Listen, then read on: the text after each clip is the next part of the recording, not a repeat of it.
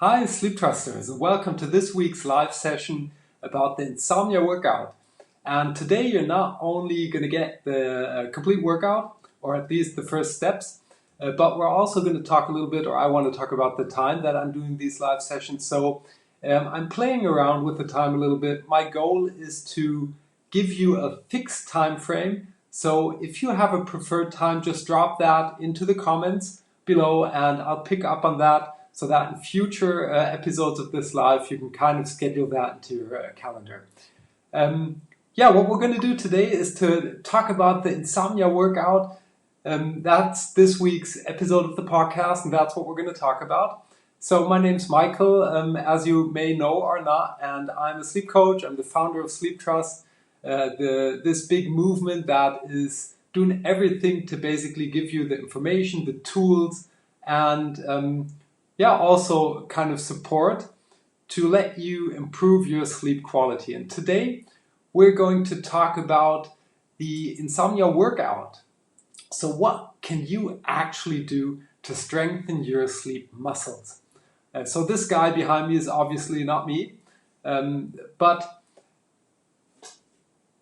you have to do something if you want to improve, if you want to progress. So let's say you have a poor sleep at the moment, then nothing will change if you don't do certain steps. And it's not enough to do steps. So I know many of you are doing very much when it comes to sleep, but you have to do the right steps, and often you even have to do them in the right order to get the success, to get the sleep that you basically deserve and will get at some point. So to speed this process up, I came up with the Insomnia workout. This is for you if you feel that you just want to, get a quick guidance on which steps you should have a look at and test to kind of fast tweak your sleep right away. So workout step number one, and we're not going to work our way through all 5 today. If you want to listen to the podcast, so that would be kind of a good idea, then you're going to get all 5. We're going to walk through 1 or 2 or 3, but a little bit more in depth than I'm able to do that in the podcast. So workout session number 1 will be to build your sleep trust. And this is not only the name of this company, the movement, but it's also the core of what you have to do if you want to improve your sleep. Because the reason is super simple, and neuroscience has proven it, so you can just Google neuroscience and see how things work in our brains. If you are not able to imagine, visualize where you're going to be in, let's say, week 2, a month or 2, then you're not going to arrive there. It's kind of like setting your navigation system to success or to superb sleep. So I know this is a hard one, and that's why I'm starting off with this one, because if you have sleep problems over a longer period of time, so if you're just having it for, let's say, a couple of weeks, you're probably kind of going to be able to handle this easily. But let's say you have sleep problems for months or even years, then it is really hard to visualize and to imagine that you will have a superb sleep.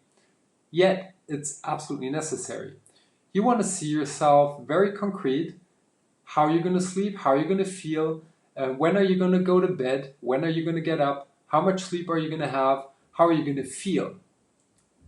And you're going to write it down.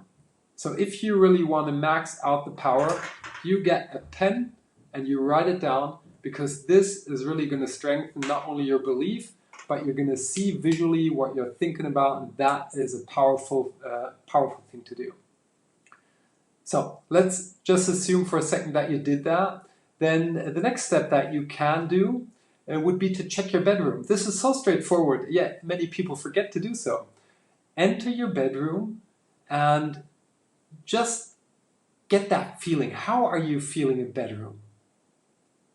So is this the space that you want to rest, that you want to feel safe, that you are feeling safe? Are you feeling cozy? Do you like the colors? Do you like your bed? Is it comfortable to lie in your bed? Do you have fresh air? Do you like the smell of your bedroom? These are very basic things, but yet they're so important. So we've got a full podcast episode about that, and you can even download a free bedroom assessment sheet. If you never did that, really go to sleeptrust.eu and download the sheet. It's really worth doing so. So walk through this, and maybe also think about what you should do and what you shouldn't do in bedroom. So don't take work to your bedroom, that's kind of obvious. I also tell my clients to not watch TV. And the reason is actually not the blue light. You'll hear about the blue light everywhere.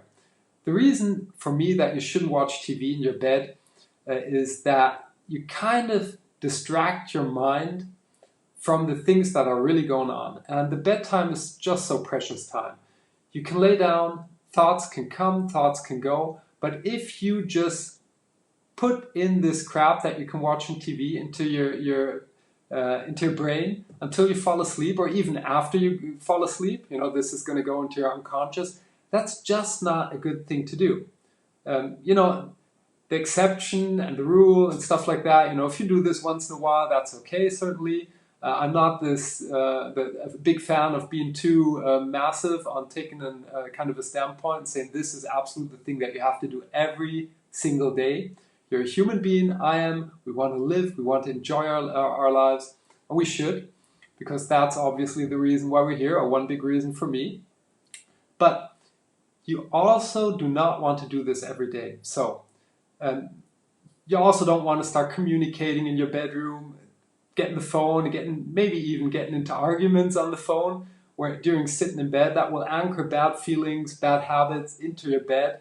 And anchoring is a technique that is super powerful. So, the Pavlov dog, this is anchoring basically. If you don't know it, a guy called Pavlov trained a dog and gave him something to eat. And every time the dog ate, his saliva started to run, and they rang a bell at the same time that the saliva started to run. So in the end, after doing this for a couple of times, they just had to ring the bell and the dog started to produce the saliva. And this is exactly what you're doing if you're taking bad emotions, bad things into your bed. You're anchoring these emotions to your bed and you don't want to do it. So if you weren't aware about that before, think about that and think how you will handle this from maybe today on, because it's super powerful. So looking at the clock, we're on 7 minutes now. Maybe we're going to go through one further step, which will be the nutrition, a thing that you can easily tweak and modify. So sleep is very complex. You need very different substances to be able to have a superb sleep. So eating healthy is a fundamental thing that you want to do. Try to eat vegetables or fruits every day. You don't even have to cook them. It's enough to get those veggies and the fruits into your home, and that way you'll kind of eat them when they're there. Also, don't eat fatty, heavy meals before you go to bed. It's not a good thing to do. Try to eat a couple of hours before you go to bed. And on the flip side, do not go to bed hungry. That's not a good idea to do. So if you're hungry, get something to eat. Just see that it's something healthy, something that's not heavy, and don't eat too much. So just try it with a banana. That will be a perfect solution. Just to get away that hunger feeling, go to bed and sleep superb. There are also many substances that we need or that can promote sleep, like magnesium, which is also not only a good substance to promote sleep, but it can also help you if you have restless leg syndrome, which not many people know. I'm not even sure if every doctor knows this. So take magnesium, take it with calcium together. That way it can kind of get into our bodies the best way. Years ago, they even thought you are supposed to not take it with calcium together. So if you still have that in mind, the newest perspective is you should take them together. And tryptophan is a thing, maybe just closing up the nutrition thing. Tryptophan, which you also can find in bananas, but also nuts and other healthy foods. Tryptophan is needed to produce melatonin. So melatonin is known as the sleep hormone. So you want to get enough tryptophan, and you could go on. Basically, don't get too. I always think you can overcomplicate stuff like this. Super easy. Just start to eat healthy. Start with a healthy breakfast, and do the little steps. Don't get too extreme. Don't try to, shift that thing from the right to the left. Just start to take mini steps, and that way I'm sure you will improve your sleep faster than you may think that it's possible today. So I'll leave you with that. If you didn't listen to the podcast yet or didn't read the little article that I post with the weekly podcast, then check out sleeptrust.eu, and you will find not only the podcast at sleeptrust.eu, but you will also find the article and other related information. So I hope that helps you, and please don't forget to drop me the time, your preferred time to get these live sessions. In October, I'll also have a special. There will be Q&A sessions for you where you can ask me questions live. I still have to find out how I'm going to get this done from a technological aspect, but that's just a minor problem, and it's my problem, it's not yours. So we're going to have that in October, and until then, wishing you a lovely Sunday evening and, of course, a superb